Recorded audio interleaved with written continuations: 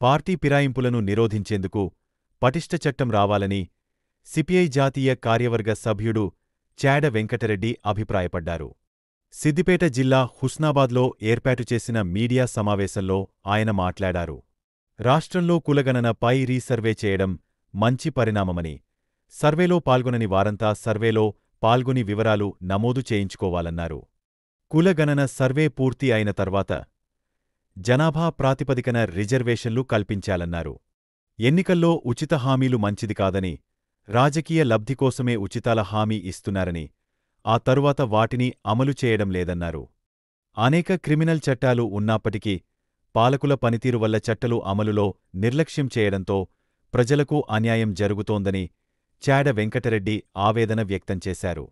ఈ కార్యక్రమంలో సిపిఐ జిల్లా కార్యదర్శి మంద పవన్, తెలంగాణ రాష్ట్ర వ్యవసాయ కార్మిక సంఘం రాష్ట్ర నాయకులు బోయిని అశోక్, సిపిఐ రాష్ట్ర సమితి సభ్యులు గడిపె మల్లేశ్, సిపిఐ జిల్లా కార్యవర్గ సభ్యులు జాగీర్ సత్యనారాయణ, వనేష్, అక్కనపేట కోహెడ మండలాల సిపిఐ కార్యదర్శులు కొమ్ముల భాస్కర్, ముంజగోపి, సిపిఐ జిల్లా కౌన్సిల్ సభ్యులు ఐలేని సంజీవరెడ్డి, ఎగ్గోజు సుదర్శన్, బొజ్జపురి రాజు, భారత జాతీయ మహిళా సమాఖ్య జిల్లా అధ్యక్షురాలు గూడపద్మ, ఏఐఎస్ఎఫ్ జిల్లా కార్యదర్శి జరిపోతుల జనార్దన్, రైతు సంఘం నాయకులు జంగ విజయ, కాల్వల ఎల్లయ్య, సిపిఐ మండల నాయకులు ఐలేని మల్లారెడ్డి, పొదిల కుమారస్వామి తదితరులు పాల్గొన్నారు.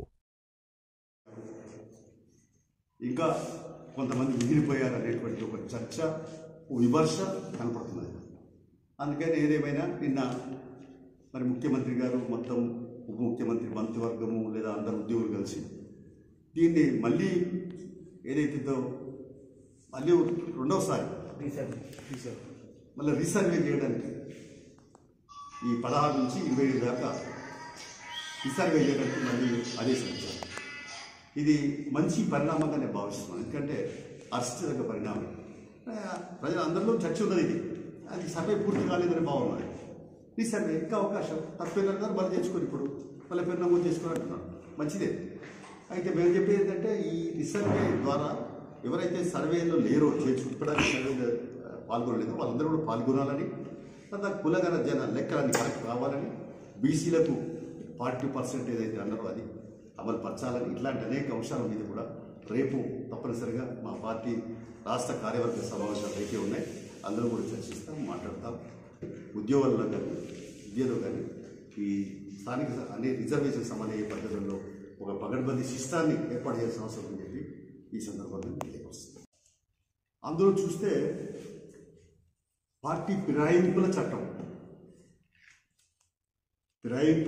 ఒకటి ఉంటే నేరెప్పుడు చరిత్ర కలిగిన వాళ్ళు మరొక.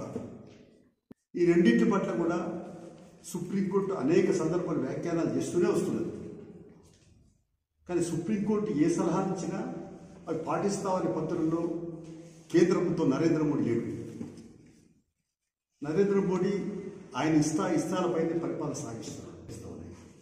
అందుకనే ఇవాళ పార్టీ ఫిరాయింపుల చట్టం అంతా కూడా దాన్ని పకడ్బందీగా చర్చించి ఏ పార్టీలకు వెళ్తే ఆ పార్టీలే కొనసాగాలి. అది అయిపోయింది. లేకుంటే ఆయన రాజీనామా పెట్టుకోవాలి తప్ప పోకూడదు. ఇలాంటి ఒక కండిషన్స్తో కూడుకున్నటువంటి మరి చట్టం ఆటోమేటిక్గా రావాలి. అంతే. స్పీకర్ అనుమతి, స్పీకర్ రాజీనామా కాదు. ఆయనే ఒక పార్టీ ఫిరాయింపు చేసినట్టే ఆయన పదవి పోవాలి. అలాంటి పరిస్థితి ఇంకో వ్యాఖ్య కూడా చేసి సుప్రీంకోర్టు ఎన్నికలప్పుడు మీరు ఇచ్చే హామీలు ఏంటి అంటే ఉచితాలు. అంటే ఉచితాలు అంటే ఏంటి? నీకు 4,000 పైసలు ఇస్తాను, లేకపోతే నీకు ఇల్లు కట్టిస్తాను, రేషన్లు ఇవ్వాలని ప్రభుత్వం నిర్ణయించింది. ఇవన్నీ ఏంటి అంటే ఆశల పల్లెకిలో ప్రజలు ఊరేగింపు చేసేటువంటి పరిస్థితి, దుస్థితి సాగుతుంది. అందుకనే ఈ ఎన్నికలను అంటే ఎన్నికల లబ్ధి పొందడానికే ఉచితాలు ప్రకటించింది.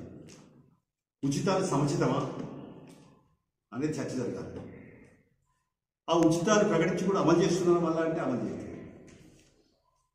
ప్రజల్ని అరచేత స్వర్గం చూపిస్తున్నారు. ఓట్లు వేయించుకున్న తర్వాత ప్రజలెవరు వాళ్ళెవరు అనే కట్టుకొచ్చింది.